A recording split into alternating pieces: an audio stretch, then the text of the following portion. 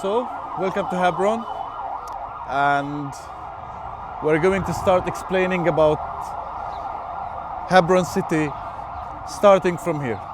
So Hebron in Arabic is called Al-Khalil, and now in here we're standing at the beginning of Shuhada Street, and this street used to be the main street in Hebron, which connects the north of the city with its south. By the way, my name is Muhannad. I was born and raised here. I'm 31 and I spent all my life here. So the street, which is about a 2 kilometer street, used to connect the north of the city with its south. So it is in the heart of Hebron, in the center of Hebron. And the street was shut and closed after 1994 massacre, after the Ibrahimi Mosque massacre, where 29 Palestinians were killed and more than 170 were injured. So what happened is the occupation in Hebron started in '67, where the first Israeli settlement in Hebron was Kiryat Arba, which has now 7,300 Israeli settlers living there. So we're talking about a settlement which was established by the right-wing settlers, the extremists, the followers, and the followers of Meir Kahane, the Kahanists here, in 1967. And Hebron was the last city occupied in the Nakba time. So Hebron was the last city occupied in Nakba, in Naksa, in 1967, because Naksa in Arabic is the name what we gave to the 1967 or the 6 Days War. 1948 is the Nakba, the catastrophe. So Kiryat Arba was established, or the settlers came and settled in Hebron or stole a Palestinian land and built their settlement in '67, in the second occupation of Palestine. And then they started expanding in Hebron. And in 1983 or in 1979, the settlers moved into Hebron city, to the heart of Hebron, where actually they started in a settlement in the middle of Hebron city. So we're standing now at the beginning of Shuhada Street, where there are 3 Israeli settlements, or now there are 4 Israeli settlements in the heart of Hebron, and it's a 2 kilometer, street. Usually, Palestinians are not allowed to drive in that area, and it's called H2. So I'm going to explain what's H1, H2. 1993, the Ibrahimi Mosque massacre happened, where 29 Palestinians were killed inside of the Ibrahimi Mosque, were shot and killed by a settler called Baruch Goldstein, who comes originally from New York, Brooklyn, an American. He was a pediatric. He killed 29 people, and Palestinians were praying inside of the Ibrahimi Mosque, and that's where things started getting worse in Hebron city. At that time, the Palestinians and the residents of Hebron witnessed a 3-month curfew. So we were the victims, and we were the ones to be punished for being killed. So it was our fault that our people went to pray during Ramadan, during Ramadan, and were killed by an extreme settler who was armed, had an M16. And by the way, the Ibrahimi Mosque massacre happened on the 15th of Ramadan. That means in 4 days, we're gonna have the memory of the Ibrahimi Mosque massacre on the 15th of Ramadan, because each 15th of Ramadan, each year, every year, on the 25th of February, it's also the memorial or the memory of the Ibrahimi Mosque. So after the massacre, the closure, although we were killed as Palestinians, the punishment that happened against us as Palestinians, although we were the victims, that was absolutely not normal. The market, you're talking about the most important market in the whole country. Hebron is a very important market for Palestine. Why? Because Hebron has 2 special things: best prices and best quality, or cheapest prices and best quality. So we have people coming from all over the country to buy their goods from Hebron. So Hebron's market was the main market in the whole country. And we're talking about the most active part of the city, which was inside of that checkpoint, in that area, on Shuhada Street. So before 1994, And after 1994, the whole area completely changed.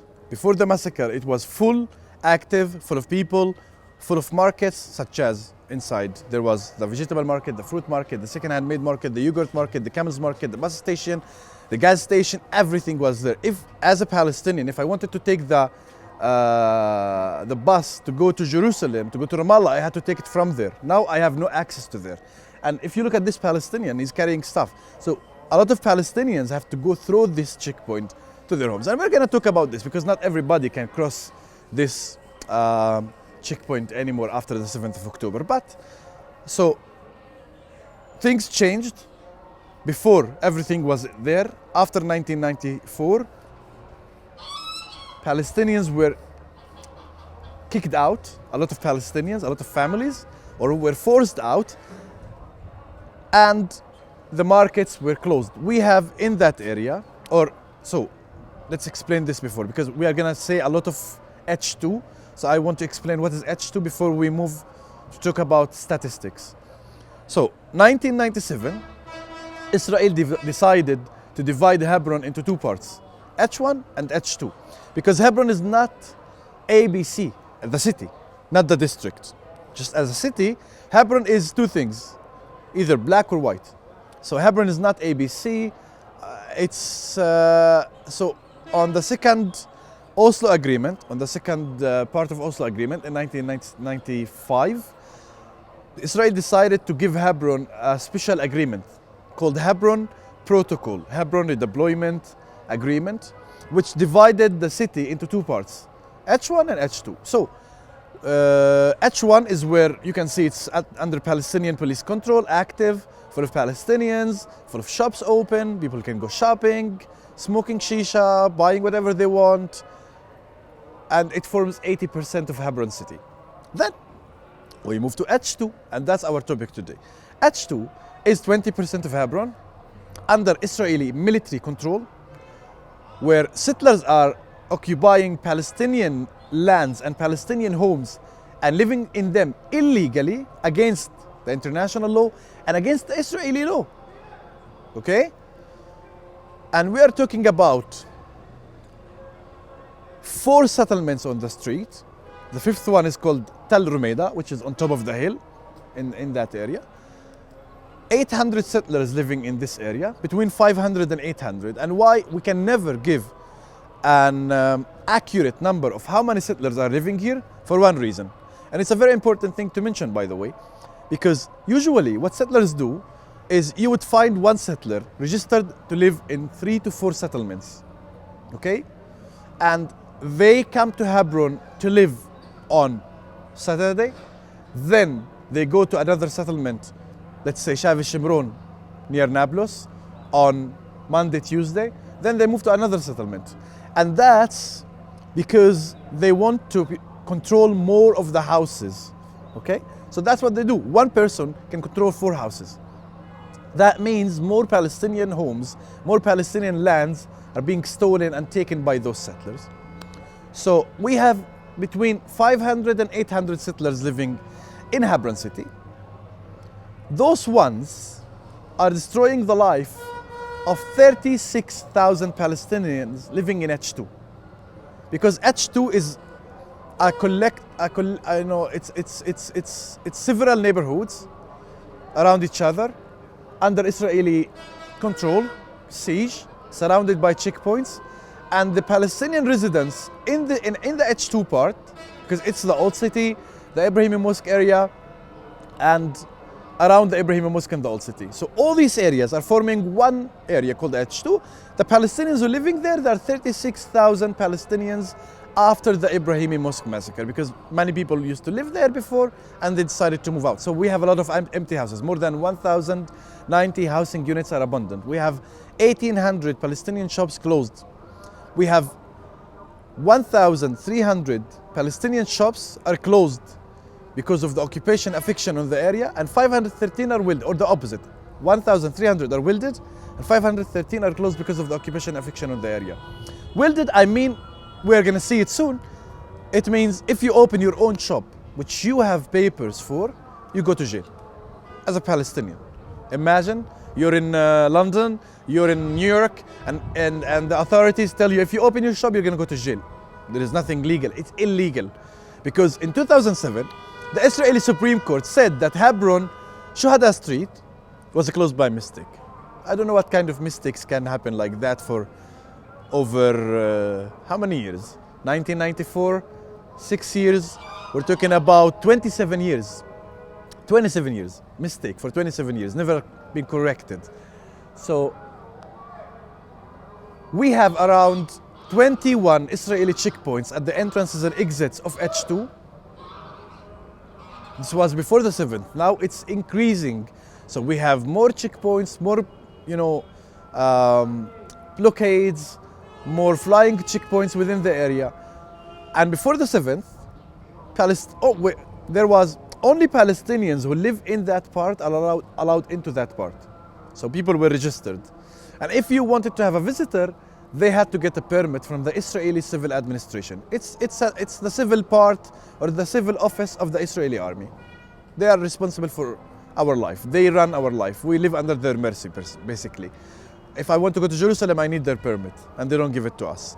So you needed to ask for a permit from them to bring a relative to visit you or have a coffee with you in that area. After the 7th, it's worse. It became that people themselves who live inside of that area, where their movement was restricted. For the first 2 weeks, the people themselves who live inside of H2 were not allowed out of their homes. You were not allowed to open your window, you were not allowed to open your front door, not back door, you're not allowed to be on the street, you're not allowed to be on your roof. We basically, or the people who were living there, were basically facing settlers with M16s. Settlers with army uniform. So settlers on the 7th, they took off their civil clothes and they put on their army uniform with machine guns, with the same machine guns they carried before the 7th. But they became on checkpoints, they became in charge officially of the life of 36,000 Palestinians. And you can imagine what a hateful settler would do, or a settler full of hate would do to a Palestinian as an official soldier. Because before they were settlers, they're not official soldiers, they can't arrest you, they can beat you up, but now they can arrest you. So, and until now, inside of this checkpoint, there might be settlers with an army uniform. So, after the 7th, 2 weeks, people were not allowed out of their homes. People were beaten, attacked. I'm going to show you a video. I'm going to look for this video. I'm going to send it to you too, where a Palestinian was almost killed by an Israeli settler for just trying to leave his home to get food to his family after the 7th of October. I'm talking about the first week of the 7th of October. When was that? When was that? Where was that? In Tal Rumeda here. It's almost 400 meters from where we are standing. It's inside of the checkpoint. Tal Rumeda. Let me find the video. I'm going to show you this video. The settler it was a settler who cocked his gun. They have to go through the checkpoint, by the way, for anything they want to do. The children. Here is the video. You can see this is a settler. This guy is a settler. And that's 400 meters from here up to the right. And this is an old Palestinian, and those are settlers. This is a soldier, this is a settler with an army uniform. People went out of their homes because they needed to buy food. They were not allowed out. This is how he tries to shoot him. And he drops the bullet because he tried to shoot and the bullet goes out from the other side. So he didn't succeed. He tries to hit him, pointing the gun. There are children, people have no food to eat. They are trying to go to buy something to eat for their children, and they are just acting like that with people. Again, look at the video, how he tries to shoot. And he has to collect the bullet from the side, because it went out from the other side. He tries to hit him with a gun. The man is telling him, "You're not a soldier." And he says to them, "Who stays here, I'm gonna shoot." The settler.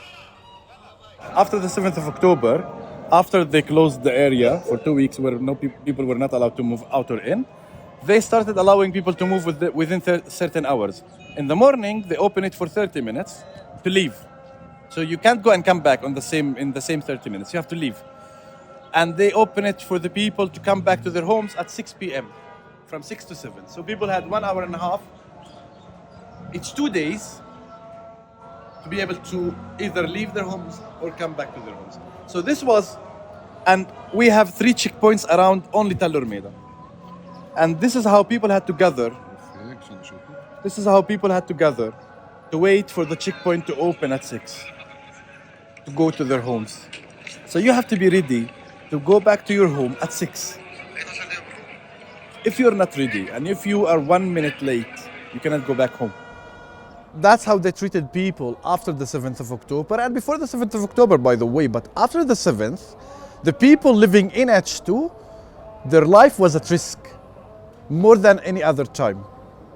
And they had more difficult time than before. Now, we're talking about H2 area near the Ibrahimi Mosque in that part of Hebron. Every day there are arrests in that area. Every day they're beating up people. Every day they are blocking, even within the restricted part, they are blocking people's entrances and exits from their buildings and their homes, so they cannot go sometimes except from one way. So they are making it more difficult even for the people within H2, and they're restricting the life of people in H2 more and more. And that's because of one reason. They want everybody out. And after the 7th of October, the army came to some people and they told them you better leave. And the settlers, they told them you better leave. If you crossed the checkpoint as somebody living in that part of the city and you crossed the checkpoint, your phone was going to be checked. You know what does that mean? To be beaten up. If your phone is checked, if you have a Telegram, if you don't have a Telegram, if you have WhatsApp, if you don't have WhatsApp, you're going to be beaten up. If you are on one group of the news because you want to know the news, you're going to be beaten up. And for people leaving the city to another city, crossing other checkpoints, that was also the same case. We had to have our phones getting checked. But imagine to enter to your house, your phone has to be checked. It's another level of madness.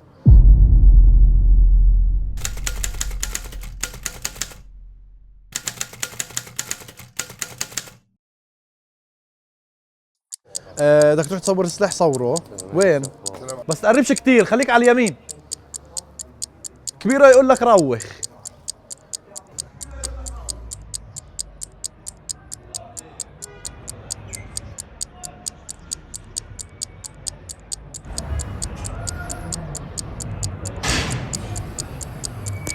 لا ادي يطلق طالع شكله. لا تخوش. عادي احكي معه عادي. انا مش هعمل لك اشي يعني. مش ممنوع ايش ساكن في لندن معاه هوية قدسي زلمه. شو بده يعمل لازم بده يحذف الفيديو كبير. بعدين قال له صحفي. بعدين الجن مش رح يصير يطلع له برا. اجت ثانية. خلي ياخذوه يكسروها ايات.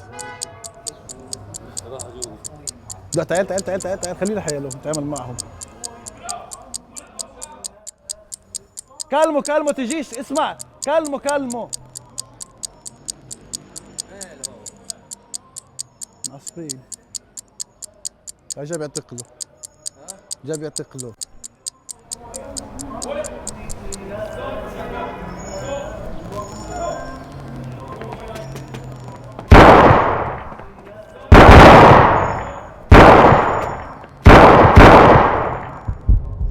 الجيش مستنفر بشارع بير السبع، طخوا على شاب وضلوا شارد الشاب. مستنفر الجيش على شارع بير السبع. الجيش الإسرائيلي أطلق النار على صحفي أجنبي، على صحفي عشان بيصور المحسوم. يعطيكم العافية يا شباب. إطلاق نار على صحفي أجنبي على حاجز شارع الشهداء جير المتابعة. إطلاق النار كان على شاب وهو صحفي أجنبي، تم طارده شارع بير السبع لكن تمكن من الفرار.